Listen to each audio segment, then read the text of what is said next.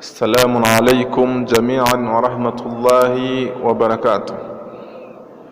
الحمد لله يا رب، لك الحمد على نعمة الإسلام، ونستعينك سبحانه وتعالى النذير في الطاعة. نسألك يا الله أتثبت الله لما تحبه وترضى، فأشهد أن لا إله إلا الله وحده لا شريك له، وأشهد أن محمدا عبده ورسوله. اللهم صل على محمد وآل محمد وأجر فرجهم شريف. Ishimwe n'ikuzo n'ibisingizo byuzuye nta wundi bikwiye usibye Allah subhanahu wa ta'ala. Allah turamushimira ku nema ihambaye y'Ubuyisilamu yaduhaye, ndetse tunamusaba kutwongerera guhagarara ndetse ku Buyisilamu no kugumya gukora ibyo Allah subhanahu wa ta'ala yishimira mu buzima bwacu bwaha kuri iyi si, hadashingiwe ku munsi runaka cyangwa se ku minsi runaka, ahubwo ibyo ngibyo bigaba igihe cyose. Amahoro n'imigisha bisakare ku ntumwa y'Imana Muhammad sallallahu alaihi wasallam, we n'abiwe. Mana nyagasani, manurira impuhwe n'imigisha ku ntumwa yawe Muhammad sallallahu alaihi wasallam. Bayisilamu bavandimwe, hari ibikorwa bitari byiza, ibikorwa bigayitse tutagomba kurangwa nabyo, kubera yuko ari nabyo bikurura inzangano za hato na hato. Icya mbere ndahera ku kwiheza ndetse no kujya kure y'abandi, kubera yuko utavuga rumwe nabo. Nimba hari ibyo utumvikanaho cyangwa se udahuza na bagenzi bawe, niwumve yuko umuti ari ukugira umuti ari ugukora ibintu mu buryo bwawe, ukaba nyamwigendaho utagirwa inama. Muvandimwe, icyo kintu kirinde, ntabwo ari cyiza cyane, ni kibi. Ikindi, kujya impaka ugamije kwemezanya, impaka zo kwemezanya ugamije kwerekana ko ari wowe urenze, ndetse no kwigira mwiza imbere y'abantu. Hari abantu bateye gutya, baba bari kuganira na bagenzi babo, hakaba harimo ushaka kugaragaza yuko ari we ufite umunwa munini cyane kurusha abandi, kandi ashaka ko ibyo avuga ari byo byemerwa cyangwa se byumvwa, ndetse agashaka kwigira mwiza mu bantu, agashaka kwigira intungane mu bantu. Ibyo bintu nabyo ntabwo ari byiza, ugomba kubyirinda. Ikindi, kujya mu matiku ya hato na hato, yaba amatiku yo kunegurana, gutongana, ayo matiku ntabwo ugomba kuyarangwamo. Ikindi ni ugutegura ibiganiro bigamije kuvuga abandi badahari. Kuba bavuga ibyiza, ibyo ni sawa, ibyo ni sawa, ndetse ni nabyo bikenewe. Ariko kubavuga ibibi kandi ubizi neza ko ibyo ubavugaho, uramutse ubivuze badahari, batabyumva, bitabashimisha, iryo ni ikosa rikomeye cyane utagomba ugomba kwirinda. Ikindi cya gatandatu, mu bikorwa bitari byiza tutagomba kurangwa nabyo, kumva yuko ibitekerezo byawe ari byo byiza kurusha iby'abandi,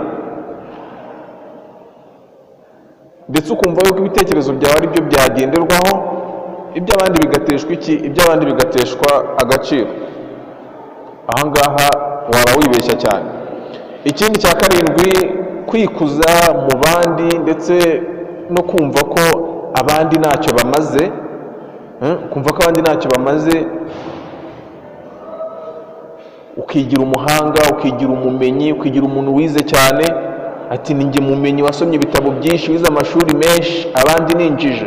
Ariko wajya kureba ugasanga na bariya wita injiji hari ibyo bazi utazi, ubwo nawe barakwita injiji. Ati, njyewe ninjye muntu wavukiye mu muryango ukomeye, ninjye muntu ufite ibigango, ninjye muntu w'intarumikwa, ninjye mukobwa mwiza Imana yahaye ubwiza. Bariya bateye nabi ukabagira babi. Ati, ninjye ugira amafaranga, bariya nawe bagira ni abakene. Ukumva yuko ugomba kugira ute kubakandagira ukabanyura hejuru ukumva ko ariwe muntu w'igitangaza, ahubwo ubwo ni ubwibone burenze. Ibi byose rero usanga ariyo mpamvu, ariyo ntandaro yo kwangirika k'umuryango wa Kisilamu. Ni nayo mpamvu abantu bagomba kugira ute kubyirinda, ndetse tunabisanga mu mvugo z'abayimamu, aho Imam Sadiq alayhi salam avuze ati al-inqibadu ani nas maktabatu al-adaw, ati kwitandukanya n'abavandimwe bihembera inzangano zidashira.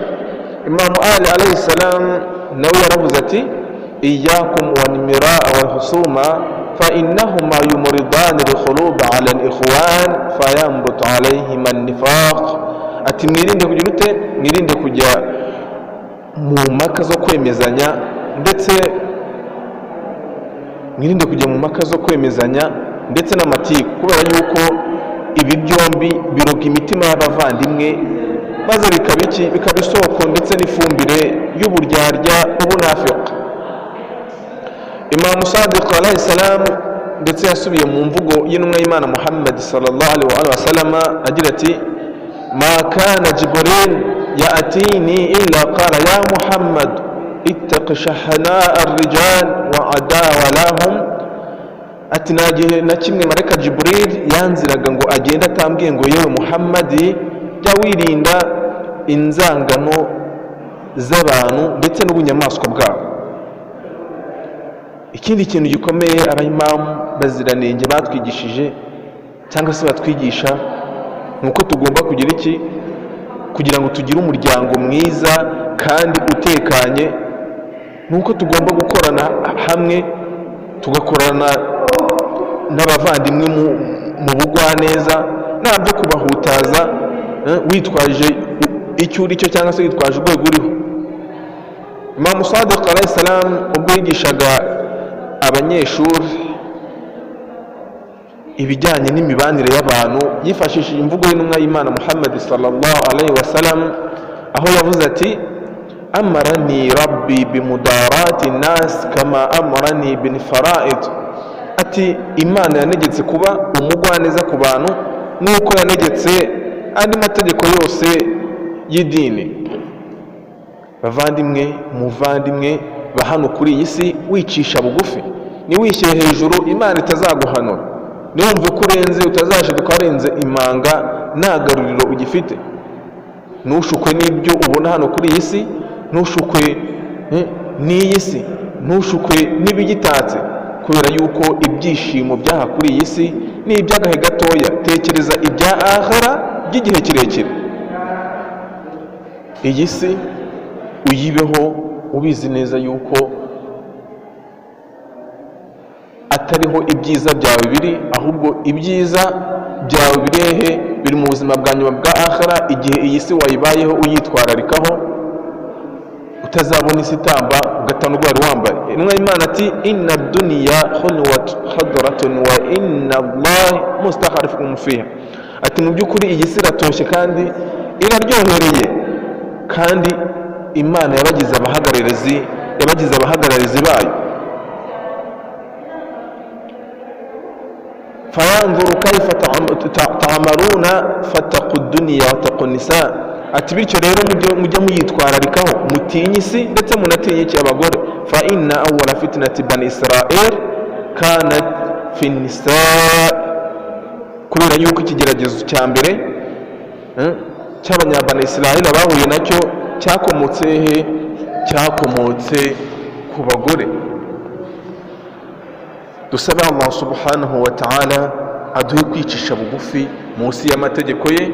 Dusabe Allah subhanahu wa ta'ala aturinde ibigeragezo by'ahangaha